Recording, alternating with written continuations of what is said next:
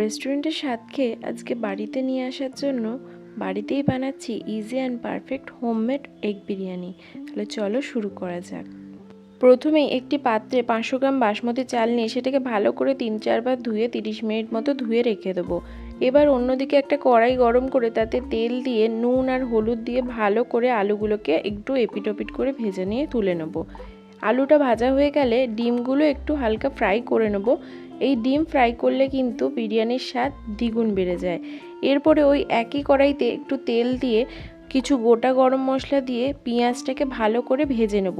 পেঁয়াজটা আধ ভাজা হয়ে গেলে তাতে আদা রসুন কাঁচা লঙ্কা বাটা দিয়ে ভালো করে একটু মিশিয়ে নেব। তারপরে কিছু গুঁড়ো মশলা দিয়ে দেবো, যেমন হলুদ গুঁড়ো, লঙ্কার গুঁড়ো, ধনে গুঁড়ো, জিরে গুঁড়ো আর কাশ্মীরি লঙ্কার গুঁড়ো লাল হওয়ার জন্য। আর তার সাথে দিয়ে দেবো স্বাদ অনুযায়ী নুন, দিয়ে ভালো করে মশলাটাকে কষিয়ে নেব। মশলা থেকে তেল ছেড়ে এলে তাতে আমি 4 থেকে 5 চামচ দই দিয়ে ভালো করে মশলার সাথে আরও বেশ কিছুক্ষণ কষিয়ে নেব।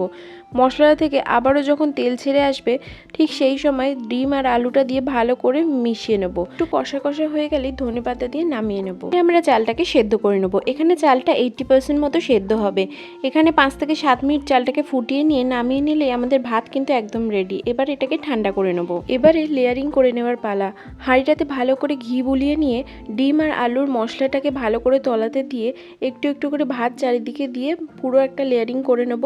এর ওপর দিয়ে বেরেস্তা, তারপর ধনেপাতা কুচি, বিরিয়ানি মশলা আর কেশর ভেজানো জল, তোমরা এখানে দুধও দিতে পারো, দিয়ে ভালো করে লেয়ারিংটা করে নেব। আমাদের লেয়ারিং কমপ্লিট। এবারে চাটুর ওপর মিডিয়াম ফ্লেমে 15 মিনিট মতো রেখে নামিয়ে নিলেই আমাদের হোমমেড এগ বিরিয়ানি কিন্তু একদমই রেডি, যেটা কিনা রেস্টুরেন্টের স্বাদকে দ্বিগুণ হার মানাবে। তোমাদের কোন বিরিয়ানিটা সব থেকে বেশি পছন্দের সেটা আমাকে কমেন্ট করে জানিও। আর আজকের রেসিপিটা ভালো লাগলে লাইক কমেন্ট শেয়ার করে দিও।